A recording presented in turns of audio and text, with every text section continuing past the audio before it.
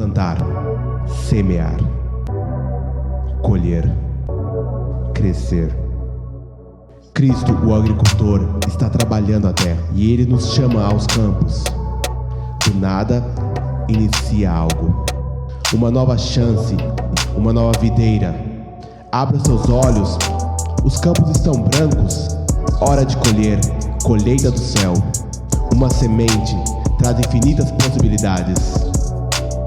Você está pronto para colher 100 vezes mais?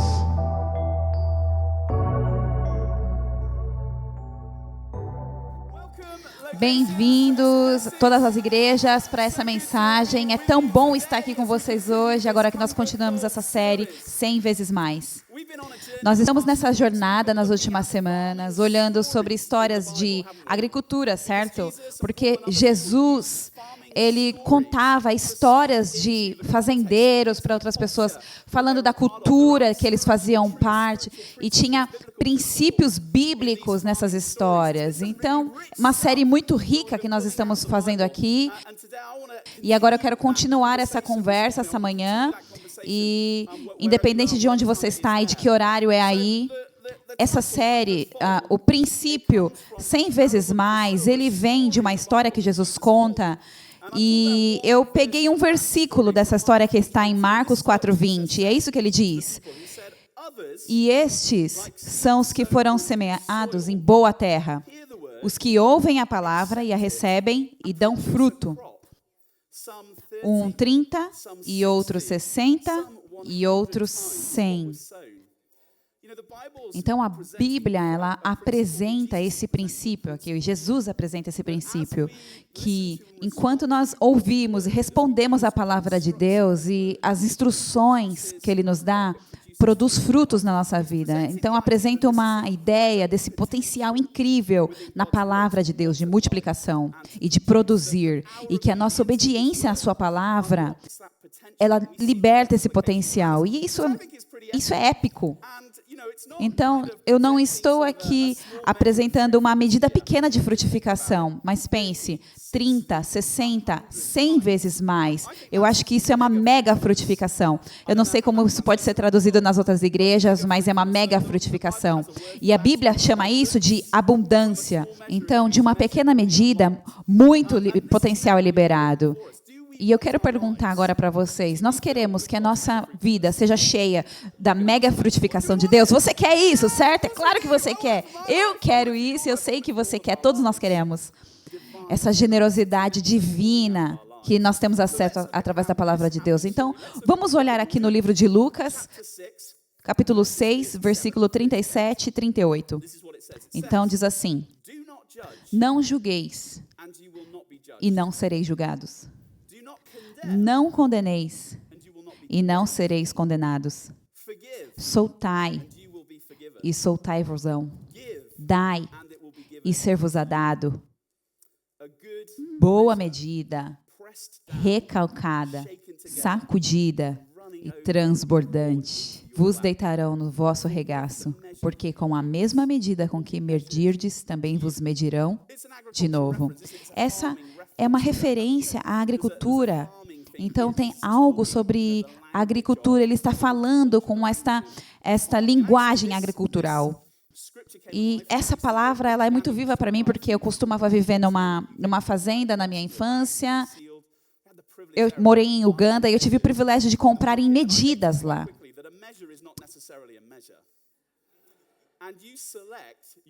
E lá, você escolhe o seu vendedor baseado na medida que ele te dá. Então, eu tenho aqui esse pote de 100 anos de idade. E eu poderia colocar alguns grãos aqui, colocar algumas sementes aqui e falar, aí está a sua medida. E aí eu coloco 1 centímetro abaixo da boca. E aí você fala, eu acho que é uma boa medida, mas a medida que Deus está falando aqui é uma medida muito maior do que essa. Ele está falando sobre um retorno, como se você enchesse isso, apertasse, vamos tirar o ar daqui. E aí você dá uma boa sacudida, para compactar um pouco mais. E aí você continua derramando até que começa a transbordar pelos lados. Essa é a medida completa. É essa a medida que eu quero quando eu vou no mercado. Então, pergunta para as pessoas que compram um drink na beira do restaurante. Quando eles colocam um pouquinho abaixo do topo do copo, eles falam, não, eu quero mais. E existe algo aqui sobre a conexão entre o que nós damos e a medida que nós vemos em retorno. Esse é um princípio de Deus. Então, a medida que nós usamos significa que nós podemos destravar uma grande medida na nossa vida. Jesus não está necessariamente falando sobre dinheiro aqui, eu acho. Ele está falando sobre coisas como julgamento, condenação, perdão. Mas também não significa que ele não está falando sobre dinheiro aqui nesse momento. Ele está falando sobre um princípio, que se nós olharmos para ele, ele mostra várias partes da nossa vida. Quanta compaixão nós temos que dar? Só um pouquinho? Então, talvez eu vou receber só um pouquinho de compaixão. Mas se eu tenho muita compaixão, amor e gentileza para dar, então, a Bíblia diz que eu vou receber isso de volta com uma medida significante. Tem uma conexão entre o que eu dou e o que eu recebo. Uma pequena medida plantada significa uma pequena medida colhida. Pequena medida significa limitação, necessidade. Quase eu falei pobreza aqui, mas pobreza pode ser entendida de uma maneira errada, porque nem todo mundo experimenta pobreza, mas eles experimentam isso por causa da medida que eles usam, por causa da injustiça que existe. Então, às vezes a limitação na nossa vida, ela vem como uma resposta da medida que nós usamos. E então, o que Jesus fala em Lucas 6 aqui é muito similar com o que Paulo fala em 2 Coríntios 9, 6, 8. E Paulo necessariamente está falando sobre dinheiro aqui. Ele está recolhendo uma oferta e ele está aquecendo a igreja para a ideia de ofertar para a igreja em Jerusalém que está passando por dificuldade. E ele está usando como exemplo a igreja de Macedônia. Ele fala, esse povo é tão generoso, e eu falei que vocês também são tão generosos quanto eles. E eu quero que você seja generoso quando eles chegarem aqui para pegarem a oferta. Então, com certeza ele está falando sobre dinheiro aqui, finanças. Então, em 2 Coríntios 9, 6, 8, 2 Coríntios 9, 6, 8 diz, e digo isto, que o que semeia pouco também ceifará. E o que semeia em abundância ceifará. Cada um contribua segundo propôs no seu coração, não com tristeza ou por necessidade, porque Deus ama ao que dá com alegria. E Deus é poderoso para fazer abundar em vós toda a graça, a fim de que, tendo sempre em tudo toda a suficiência, abundeis em toda boa obra. Nós vamos andar aqui verso por verso nessa palavra. Isso é tão diferente, nós nunca fazemos aqui na igreja, né? E sentença por sentença, mas vamos desembrulhar esse texto aqui. Então, ele dá uns conselhos muito bons aqui. Primeira sentença, vamos lá. E digo isto, que o que semeia pouco também ceifará pouco, e o que semeia em abundância ceifará. Então, eu acho que seria bom, talvez, visualizar esse princípio. Então, o que significa semear pouco? Então, o pastor Gary falou aqui algumas semanas sobre o seu jardim, e ele falou sobre jogar as sementes e plantar, e eu quero mostrar para vocês o que significa semear pouco e o que significa semear em abundância. Porque eu cresci numa fazenda e eu testemunhei a plantação dos campos e eu me lembro muito bem de um caminhão grande chegando e abria as portas e tinha um pallet bem pequeno de sementes. E eles tiravam do caminhão. E eu me lembro, eu tenho esse momento na minha mente de falar para o meu pai, cadê o resto das sementes? Como nós vamos plantar em todos esses campos? E meu pai dizia, essa é toda a semente que nós precisamos para todos esses acres e acres de terra. Nós apenas precisamos dessa pequena quantidade de sementes. E eu falei, o quê? E a minha parte preferida era a época da colheita. Eu sei que o Runcorn de Cardiff também cresceu nesse ambiente de fazenda e era a melhor hora, quando nós tínhamos que fazer a colheita e o seu pai ia pegar o trator e falar, coloca a carroça e vamos lá para a colheita. E você ia sair daqueles pequenos sacos de semente, você ia encher caminhões e caminhões e caminhões de colheita, de grãos. E era incrível. E eu penso sobre a fé que os fazendeiros têm. Quando eles colocam muito dinheiro nas sementes, eles jogam no chão e deixam lá, na confiança, expectativa de que vai ter uma colheita. E tem uma lição aqui pra gente também. E eles iam ver o retorno. Então, eu cresci nos anos 90, quando as pessoas queriam o quê? Game Boys, usávamos calças largas, os russos queriam nos matar. Era uma época muito diferente de agora. E nós estamos aqui nos anos 2020. Porque quando eu era uma criança, talvez você vai entender o que significa um retorno de 60%. O que era incrível, mas hoje os fazendeiros têm muito mais. Talvez 80% de retorno, talvez 100% de retorno. Se você é o tipo de pessoa que assina aquela revista de fazendeiros, você vai entender o que eu estou falando. E eu queria que você visualizasse o que isso significa. Então, aqui nesse saco nós temos 50 quilos, mais ou menos, de grão. E se você pegar 5 ou 6 sacos desse, plantarem no chão e deixar crescer, você colheria grãos o suficiente para encher um caminhão de grãos. Esse é o tipo de retorno que vem quando nós somos generosos, quando nós colocamos a palavra de Deus em prática. E eu não estou falando sobre dar financeiramente aqui, mas tem princípios que eles atravessam todas as áreas da nossa vida. Quando nós vivemos uma vida de generosidade.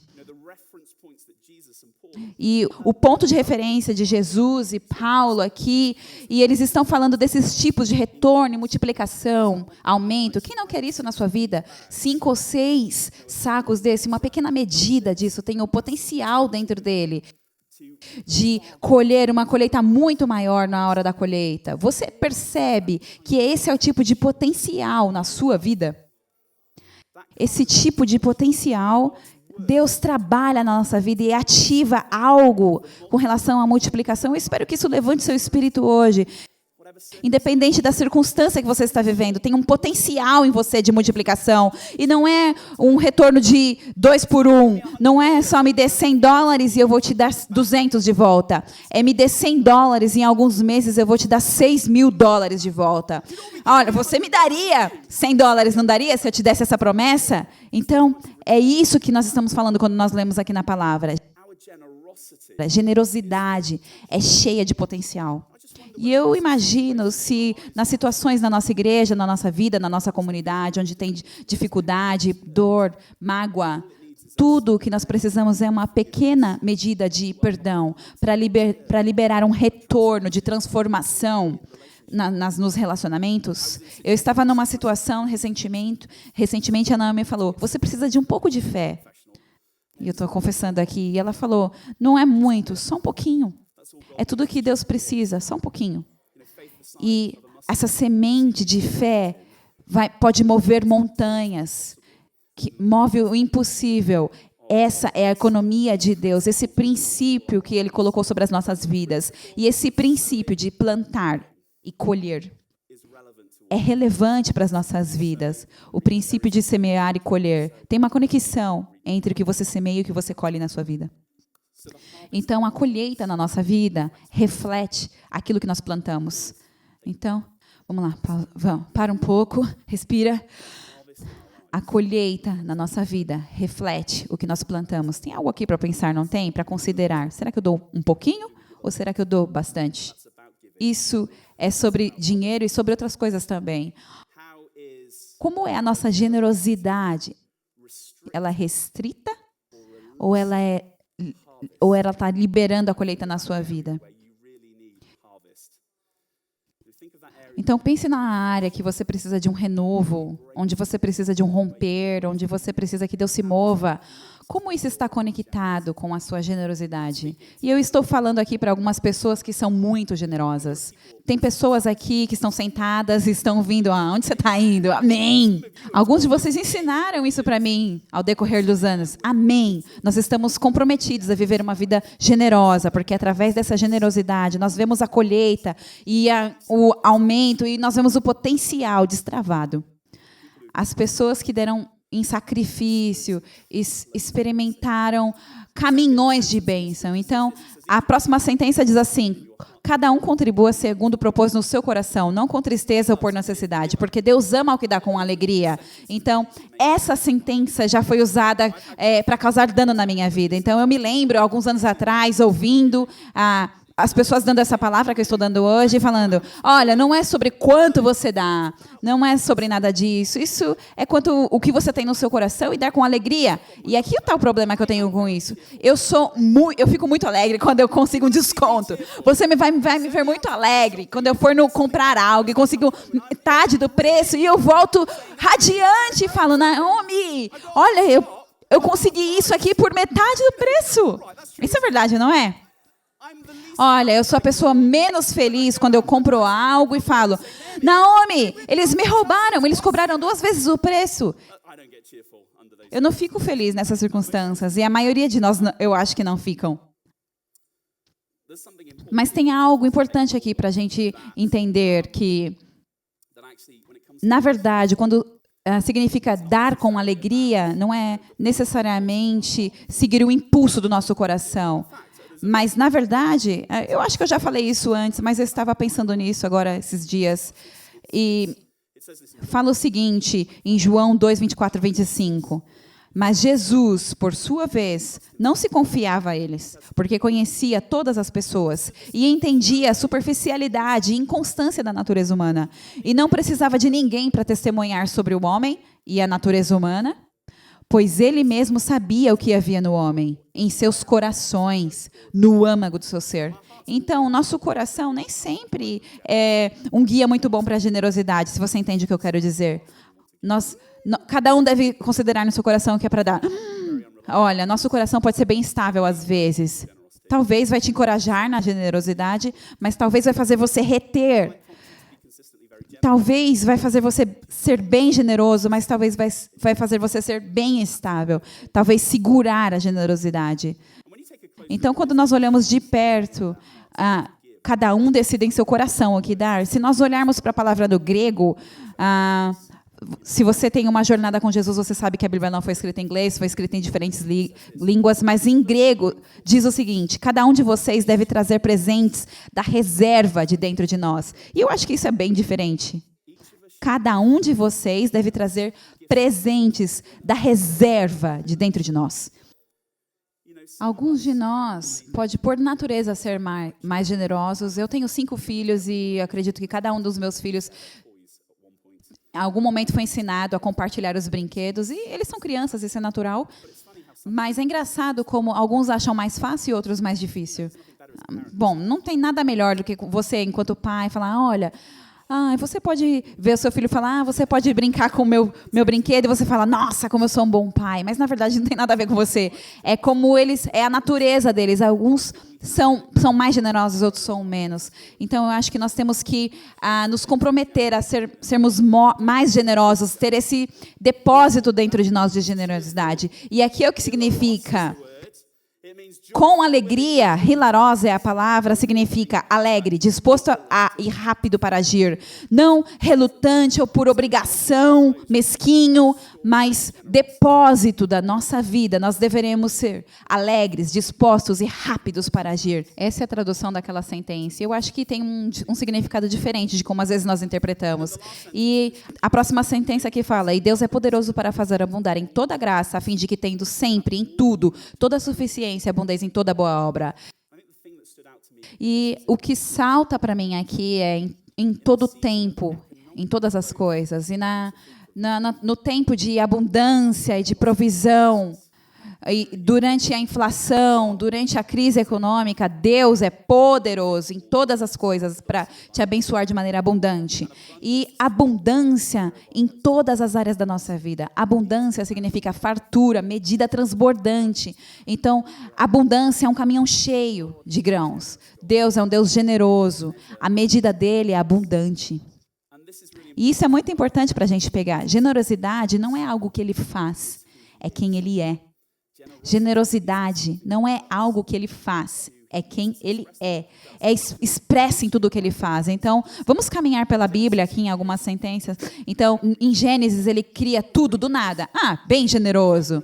Então, e expressa a criatividade e a provisão e tudo para nos sustentar. Isso é incrível, não é? Então, tem momentos chaves na Bíblia que nós vemos de novo. Salmo 145:8 diz: o Senhor é misericordioso e compassivo, lento para se irar e cheio de amor. Então, tem generosidade no seu coração, generosidade no seu caráter, em quem Ele é. João 3,16, o versículo mais famoso da Bíblia. Porque Deus amou tanto o mundo que deu seu Filho único. Ele não nos deu uma pequena medida, Ele nos deu uma medida abundante. A coisa maior que Ele poderia dar, a mais preciosa, Ele nos deu. E aí nós passamos até o Apocalipse em 21:6 e diz: está cumprido, eu sou o alfa e o ômega. Isso é Deus falando, o princípio e o fim. A quem quer que tiver sede, de graça lhe darei da fonte da água da vida. De novo, um presente eterno, de graça, sem custo, provisão. Deus é um Deus generoso, Ele dá da abundância do seu depósito. A potencial medida da sua bênção é abundância. Nós fomos chamados para ser como Ele, não é? Ele não é o modelo na nossa vida? Discipulado não é tudo sobre buscar Jesus e nos tornarmos mais como Ele?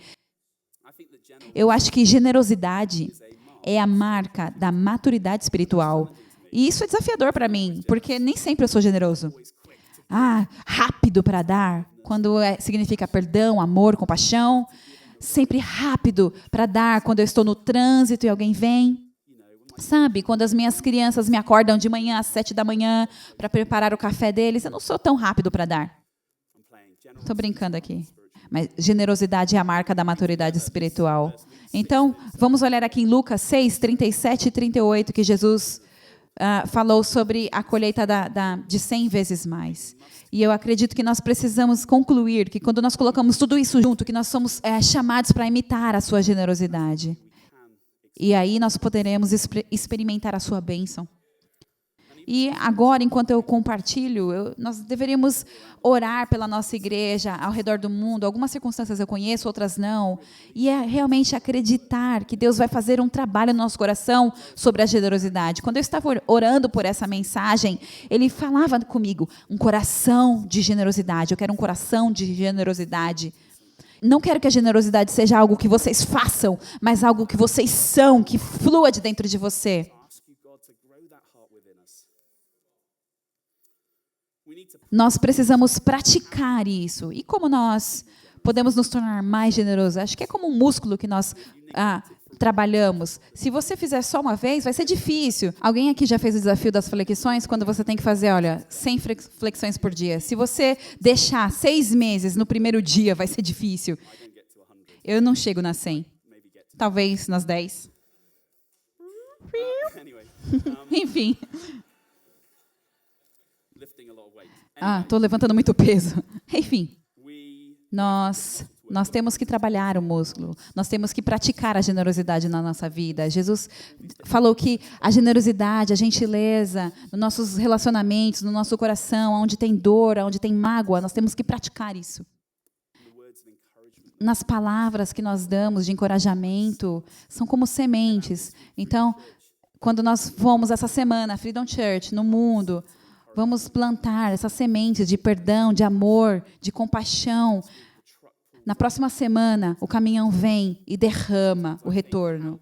Nós, às vezes, pensamos, como nós, apenas uns poucos, podemos mudar o mundo. E Deus fala, você não pode, mas eu coloquei o potencial dentro da sua generosidade para mudar o mundo. Você só vai lá e planta a semente. E deixa a semente fazer o seu trabalho e trazer o retorno. Então, uma maneira que nós podemos colocar isso para trabalhar, igreja, nós podemos dar financeiramente. E eu quero falar por alguns minutos sobre dar dinheiro para a igreja. Nós somos uma igreja direta, certo? Nós falamos isso diretamente. Nós temos aqui uma conversa de família sobre dar. E eu sei que tantas pessoas aqui são tão fiéis e generosas.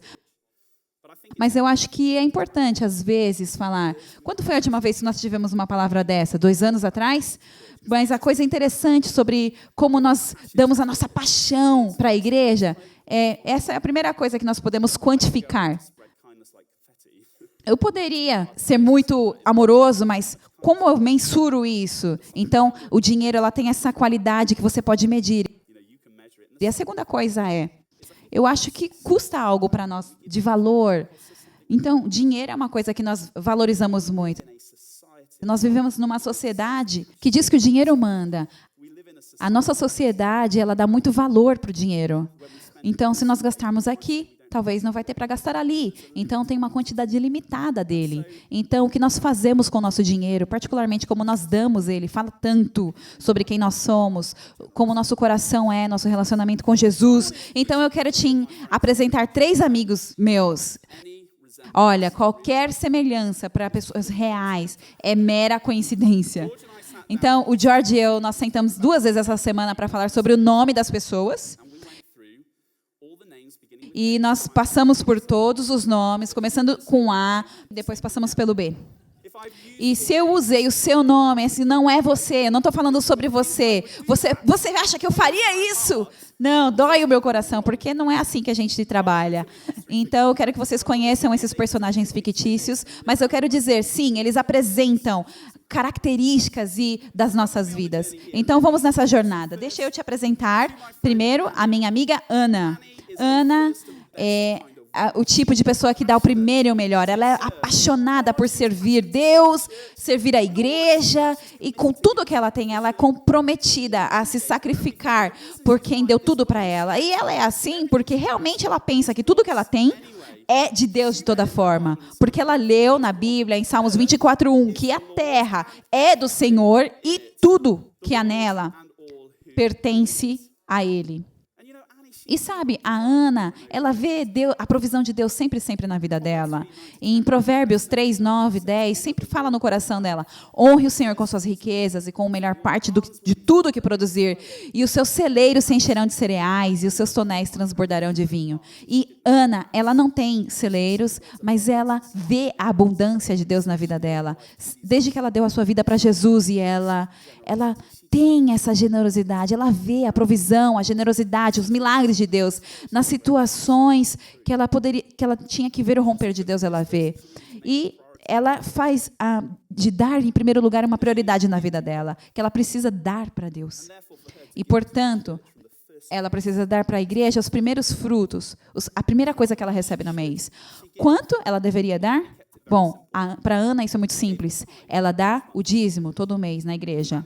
E para Ana, o dízimo é 10% do seu salário. Ela tem amigos que pensam diferente, eles tiram os impostos e as contribuições e o INSS e tudo que eles podem tirar para baixar o valor.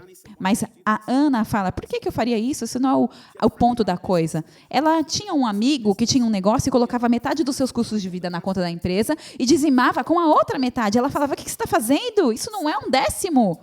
Isso não é um décimo. Até uma criança pode fazer essa conta. Para Ana, tudo isso parece perder o sentido. E ela dá o seu dízimo para a igreja e também dá ofertas. E para ela parece um negócio muito bom. Porque quando ela respondeu à salvação, ela deu toda a sua vida a Deus.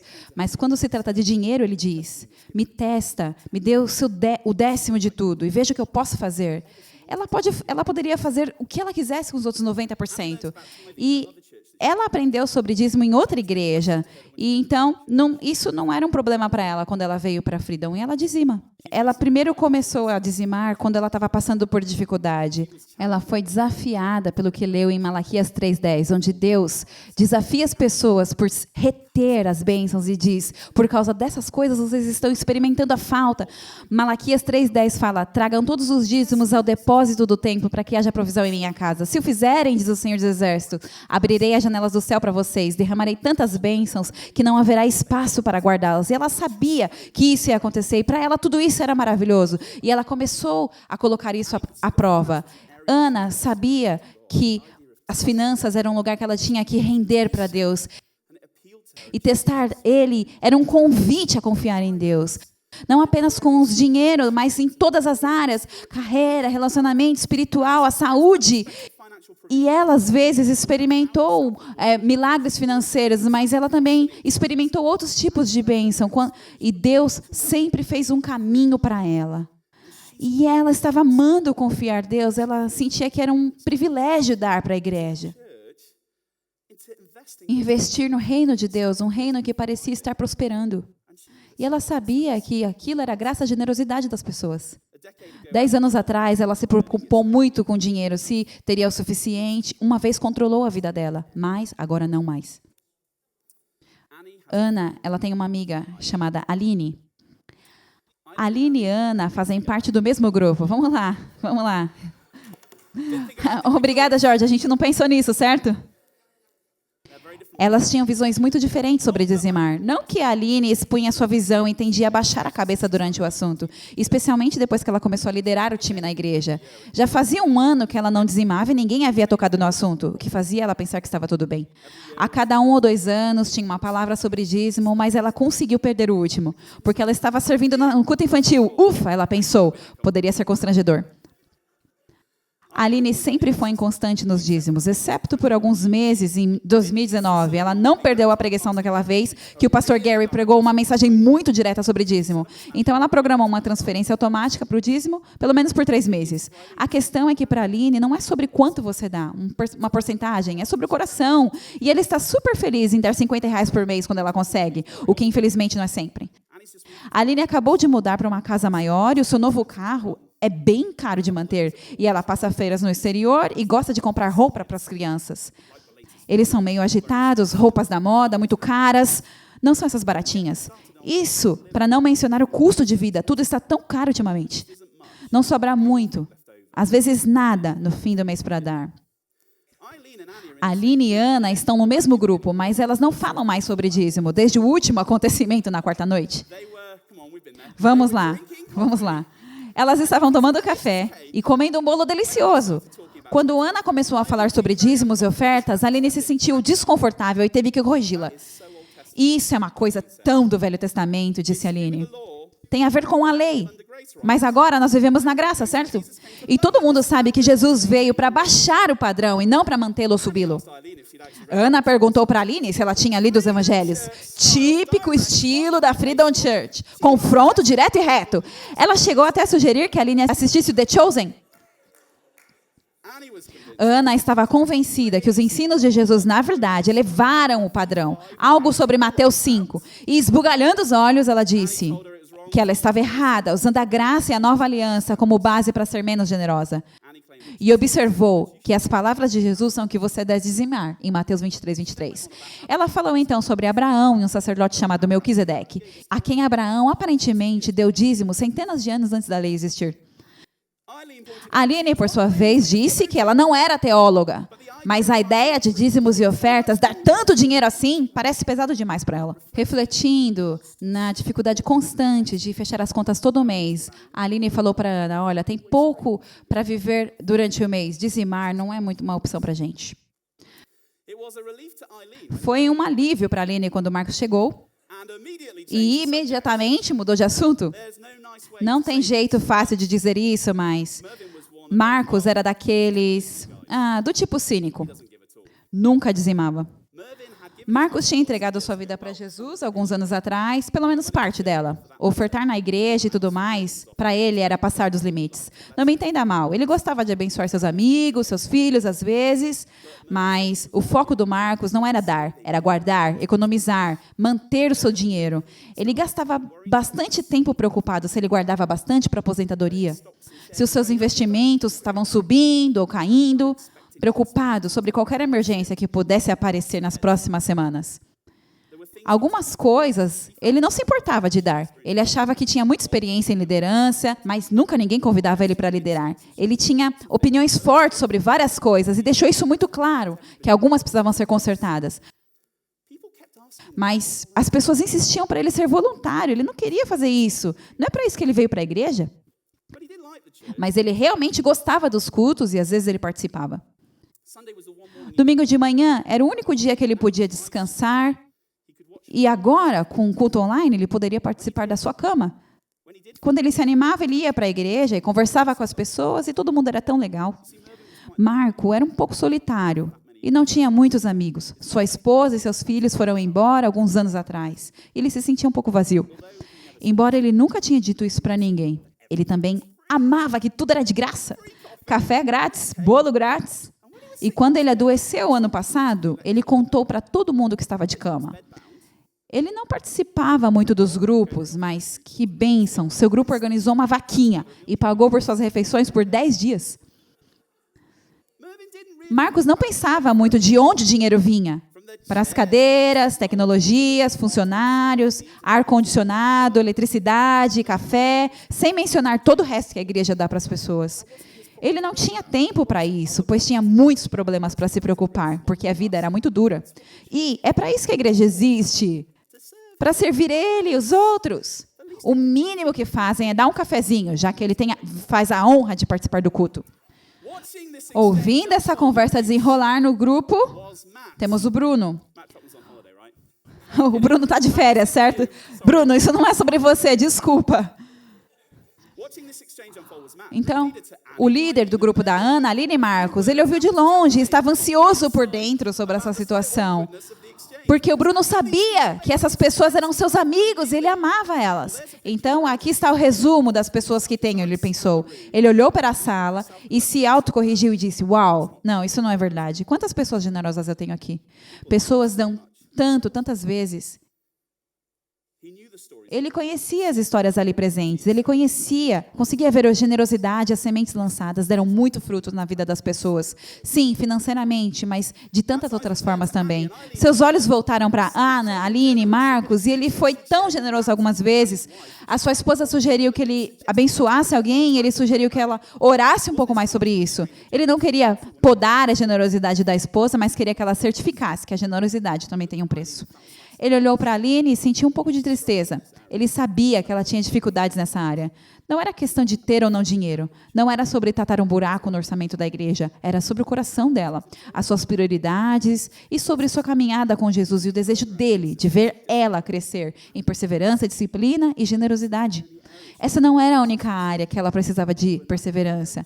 E haviam muitas outras áreas que ela precisava ver um romper. E, de alguma forma, tudo se conectava, ele concluiu.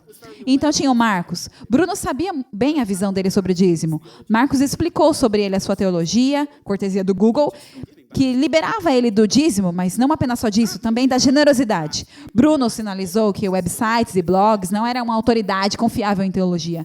De fato, não são uma autoridade em nada. Ele chegou a ler esses dias que o Elvis não morreu e que o Ed Sheeran estava liderando um grupo de ruivos organizados para dominar o mundo.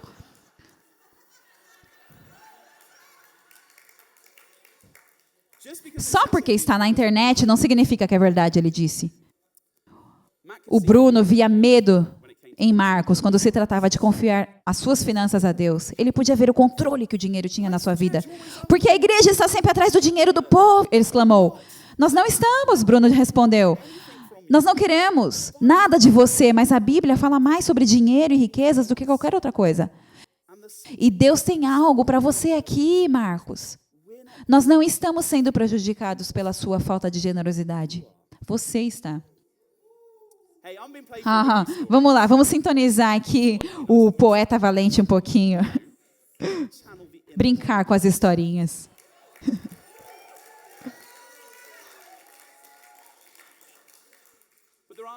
Mas tem alguns pontos importantes nas histórias, não tem? E eu quero dizer aqui, olha, a nossa igreja é uma igreja generosa. Ela é generosa de maneiras que, às vezes, nos envergonha de observar.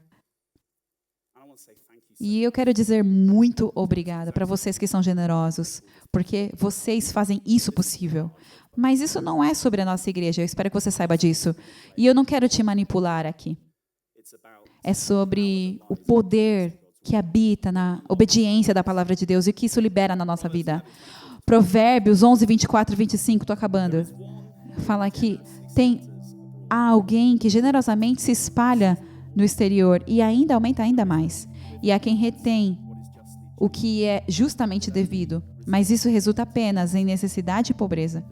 O homem generoso é fonte de bênção e será próspero e enriquecido. E quem regar será regado a si mesmo, colhendo a generosidade que semeou. Então, eu quero parar aqui por um momento para nós considerarmos o que eu tenho dado? O que isso mostra? A generosidade é algo que eu pratico? Ou é algo que eu sou? Eu estou comprometido com dízimos e ofertas? Ou se eu imprimisse o meu extrato, eu vou estar ali constante? Talvez eu não tenha dado nada. O que essa igreja seria, o reino seria, pareceria, seria como se todo mundo seguisse o meu exemplo? Seria um lugar de abundância ou um lugar de falta? Eu acho que a Bíblia ela é tão clara quando diz que quando nós somos generosos, isso atrai bênção, abre as portas para a abundância de Deus. Mas quando nós temos, traz falta. Ana, Aline, Marcos, você e eu. O que nós damos não é determinado por quanto nós temos, é determinado como o nosso coração está. Nós precisamos aumentar esse depósito de generosidade, nós precisamos exercitar a generosidade. O nosso dar significa dar na igreja também. Porque aqui está, generosidade é a evidência de um encontro com Jesus. Esse é o princípio de Zaqueu, certo? Um homem rico, que ninguém gostava, conheceu Jesus e então falou: Senhor, olha, aqui eu estou, eu vou dar metade das minhas posses para os pobres, e se eu roubei alguém, eu vou pagar 4 vezes mais o valor. A generosidade tem o poder, de novo, é tão mais do que só dar dinheiro. A generosidade tem um poder de romper barreiras. Nós somos chamados para dar aonde tem divisão, conflito. A história do bom samaritano mostra isso em Lucas 10. Quando ele tão generosamente e com tanta compaixão com o seu inimigo. A verdadeira generosidade não se restringe com a quantidade que nós temos. Em Lucas 21, Jesus fala da generosidade da viúva que deu 2 moedinhas de oferta. E Jesus falou, todas essas pessoas deram muito dinheiro, mas ela, da sua pobreza, colocou tudo que ela tinha. Ele exalta ela. Ele não se retém em percentuais. É a verdadeira generosidade que importa. Em Êxodos 36, fala sobre o tabernáculo que Moisés teve que pedir para as pessoas pararem de dar. Porque eles deram tanto e eles experimentaram da abundância de Deus. A generosidade não é sempre lógica, nem sempre ela faz sentido. Os irmãos de José odiaram ele tanto, venderam ele como escravo. E quando José viu eles de novo, muitos anos depois, ele perdoou a todos. E ele falou, não fiquem com medo. Por acaso estou no lugar de Deus? Embora vocês tenham planejado para o mal, Deus tornou isso para o bem, para preservar inúmeras pessoas que estão vivendo aqui hoje. Então, não tenham medo, eu mesmo vou prover para vocês e para os seus filhos. Tanta generosidade aqui também. As pessoas que são generosas com o seu dinheiro são generosas em outras maneiras também, com gentileza, perdão, amor e mais, e tudo. Tem tanta generosidade. Finalmente, me deixe dizer isso. Muitos de nós estão famintos para ver Deus poderosamente no mundo ao nosso redor. Pense na sua comunidade, na sua família, nos seus vizinhos. Pense nas situações onde você quer ver o mover de Deus. A generosidade destrava o impossível, torna isso possível. Lembre-se dos pães e dos peixes, quando ele usou 5 pães e 2 peixinhos. Jesus usou a generosa oferta dele e multiplicou isso muito e muito e muito para alimentar milhares. Senhor, eu te agradeço que por causa da generosidade algo é liberado em nossas vidas. Agora mesmo, Espírito Santo, ao redor do mundo, eu coloco diante de Ti esse coração de generosidade do nosso movimento, que faz tanta diferença para a nossa igreja, as comunidades ao redor de nós. Eu oro que o Senhor ajude a cada um de nós a refletir nessa mensagem, para medir o depósito dentro de nós e considerar como nós damos. E para tomar atitude nessa área, com coragem, com convicção, com alegria, com desejo, rapidamente, e ver o Senhor se mover em poder. Eu faço essa oração em seu nome precioso, Jesus. Amém. Amém. Obrigada, gente, por estarem aqui. Deus te abençoe. Obrigada, obrigada.